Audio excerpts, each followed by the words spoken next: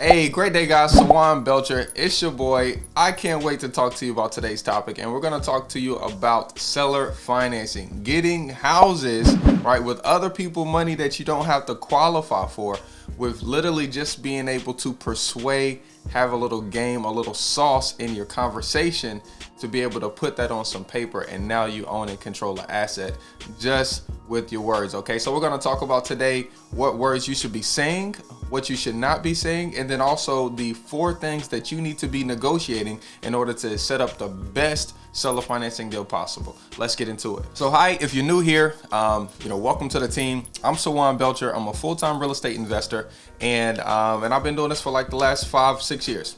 And really, having fun with real estate, and I try to share my journey with you so that way you all can learn exactly what I'm doing and exactly what's working for me right now. So today I'm having this topic because in today's market where there's a shortage of inventory, right? We're in a inflationary mode. There's so many more buyers than there are properties. A lot more people have more money than I have to offer. Now, a lot of people look at this like, well, everybody's got more money than me. They're gonna, outbid me every day. I don't see it like that. Okay, I look at it like, hey, Sawan, you need to make more offers. You need to sharpen your skills. You need to get better at what you do in order for you to stay in front of the competition. So I just wanted to share some of those things that I'm doing so that way you guys can maximize these opportunities, and using creative solutions, like seller financing or like owner financing or like subject to can really help put you in front of the crowd, because most people don't know about it. And the people that know about it actually aren't even making those offers, which is mind blowing. Okay. Now, let me tell you, this is not the first thing that I'm going to. I'm not going straight for the, hey, give me your house on payments. That's not what we're doing. In order to get the seller open to this, we need to, number one, sound sharp, enthusiastic, and like an expert on the phone. Okay. And then the phone call has to be structured in a certain way for you to gather up information. Okay. This is like a needs analysis when you're talking to the seller. You need to know who they are. Okay. You know that by your data, but you shouldn't just say that, like you know them, but you don't really know them. Okay. You need to gather that from them, like they're your friend. And then you need to figure out what kind of problems they're having. Okay. And a problem doesn't have to be huge. It could simply be like, our problem for our house right now is we have 5 kids in a 3-bedroom house. Okay. And one of our kids is a boy. That's a problem. Okay. Because the boy needs his own room. So we got 4 girls in 1 room. Okay. So they all typically hydrate in our room, so I'm ready to get the freak out of here. You see, that's a problem. So the problem doesn't have to be huge. It just has to be a perspective from the seller's perspective. That's why you need to get them to tell it to you. Okay. So first we got the intro. Hey, great. How you doing, Mr. John?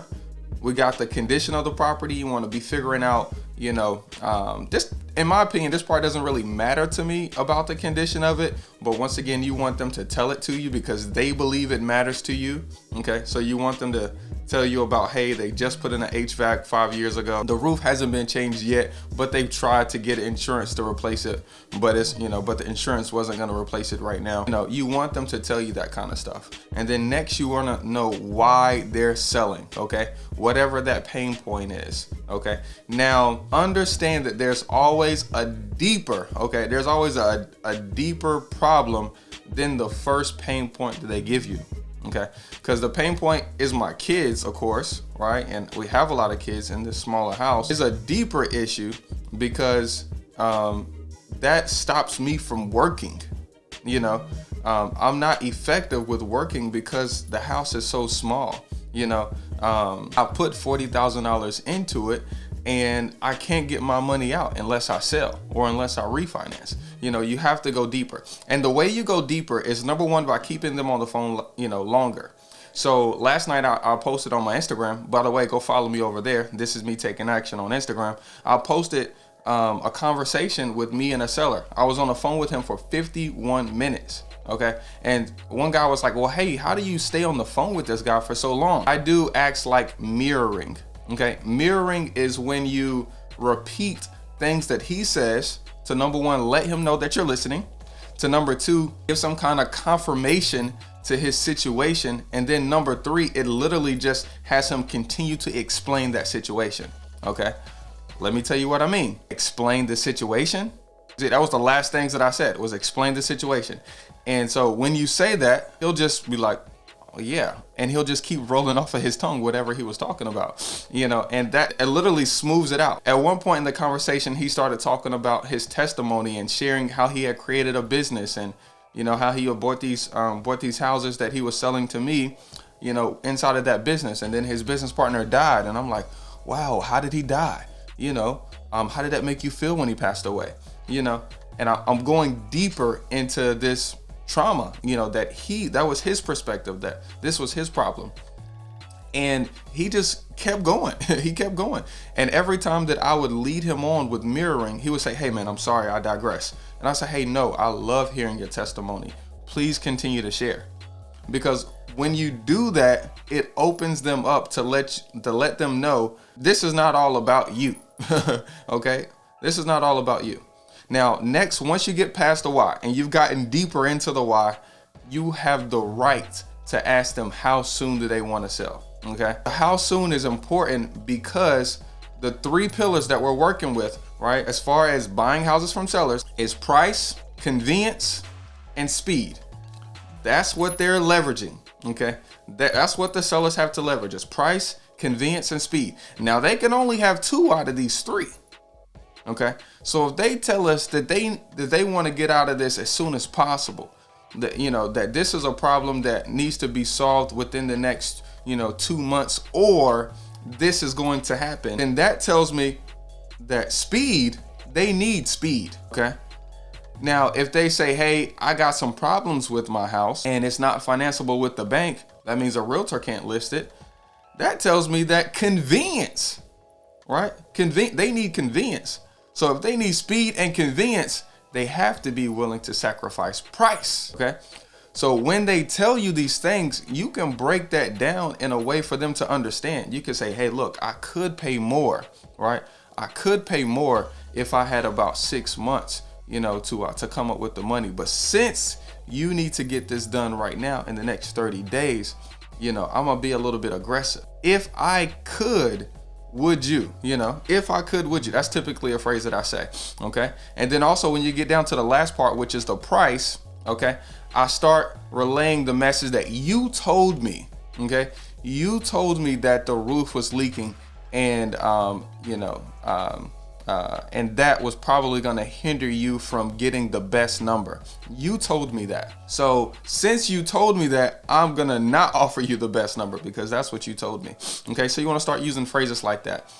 Once you've gotten all the way through the script in detail, okay, you've done the proper needs analysis. You've gotten the condition of the house, why they want to sell, how soon they'll sell, and a price that they'll commit at today. It is your job and your duty to give them the cash offer first. Now, I always give them the cash offer first because that's what everybody wants. Everybody thinks they want cash. Okay. Once you give them the cash offer, and whether it's too low or whatever reason why they don't want to go with the cash offer, that's when you open up your creative toolbox. Okay. That's when you open your creative toolbox. If they have a mortgage, amen. Let's offer them subject to. If they don't have a mortgage, let's offer them seller financing. So yesterday I locked up 2 office buildings and a single family, okay, via seller financing. Let me help you understand. A year ago, that's how long this follow-up has taken. A year ago, I offered this guy $700,000 cash for these 2 office buildings and a single family. That didn't work for him. Okay, he wanted $700 just for the 2 office buildings and then another $150 for the house.